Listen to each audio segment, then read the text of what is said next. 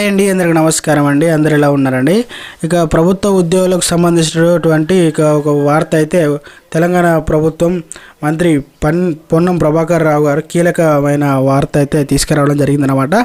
ఆ వార్తకు సంబంధించినటువంటి పూర్తి ఇన్ఫర్మేషన్, ఆ వార్త ఏంటి, ఆ వార్త పెండింగ్ డిఎలా ఇంకా ఏంటి అనేది, వేతనాలకు సంబంధించినటువంటి వార్తన, దానికి సంబంధించినటువంటి పూర్తి ఇన్ఫర్మేషన్ అనేది ఈ వీడియోలో వెళ్ళి తెలుసుకుందామండి. ముందే వీడియో చూసిన ప్రతి ఒక్కరు కూడా వీడియోని తప్పకుండా లైక్ చేయండి. చాలామంది వీడియో ఇస్తున్నారు కానీ సబ్స్క్రైబ్ అయితే చేసుకోలేదండి. దయచేసి సబ్స్క్రైబ్ చేసుకోండి, సపోర్ట్ చేయండి. తోటి మిత్రులందరూ కూడా వీడియోని షేర్ చేయండి. వివరాలు కనుక వెళ్ళినట్లయితే, ఉద్యోగులకు మంత్రి పొన్నం ప్రభాకర్ కీలక సూచన. తెలంగాణ సచివాలయ ఉద్యోగులకు మంత్రి పొన్నం ప్రభాకర్ కీలక సూచనలు చేశారు. సోమవారం డాక్టర్ బిఆర్ అంబేద్కర్ సచివాలయంలో సంఘం ఆధ్వర్యంలో ఒక క్యాలెండర్ను ఎమ్మెల్సీ కోదండరాం తో కలిసి పొన్నం ప్రభాకర్ ఆవిష్కరించడం జరిగిందనమాట. అయితే ఈ సందర్భంగా పొన్నం ప్రభాకర్ మాట్లాడుతూ, ఫైల్స్ విషయంలో ఉద్యోగులు ఆలస్యం చేయకుండా ఉండడంతో పాటు ప్రభుత్వానికి మంచి పేరు తీసుకువచ్చేలా కృషి చేయాలని సూచించడం జరిగిందనమాట.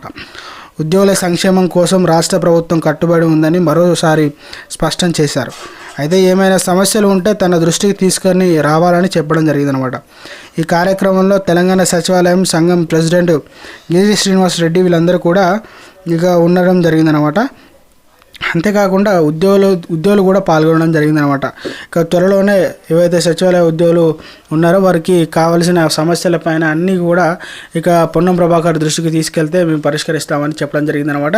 మీకు వేతనాలు సరిగ్గా అందకపోయినా, లేకుంటే ఇంకేమైనా డిఏలు పిఆర్సీలు రాకపోయినా, మీకు ఏ ఇబ్బంది ఉన్నా కూడా పొన్నం ప్రభాకర్ దృష్టికి తీసుకువెళ్ళడంతో మీకు అందరికీ కూడా మంచి చేకూరుస్తానని హామీ ఇవ్వడం జరిగిందనమాట. అంటే త్వరలోనే మీకు అవన్నీ కూడా పరిష్కరించి అదే రోజు మీకు ఇస్తానని చెప్పడం జరిగిందనమాట. ఇది ఒక మంచి శుభవార్త అండి పొన్నం ప్రభాకర్ నుంచి. సో ఫ్రెండ్స్, ఇది ఈరోజు అప్డేట్ అండి. వీడియో నచ్చితే లైక్ చేయండి, ఛానల్ని సబ్స్క్రైబ్ చేసుకోండి, సపోర్ట్ చేయండి. తోటి మిత్రులందరూ కూడా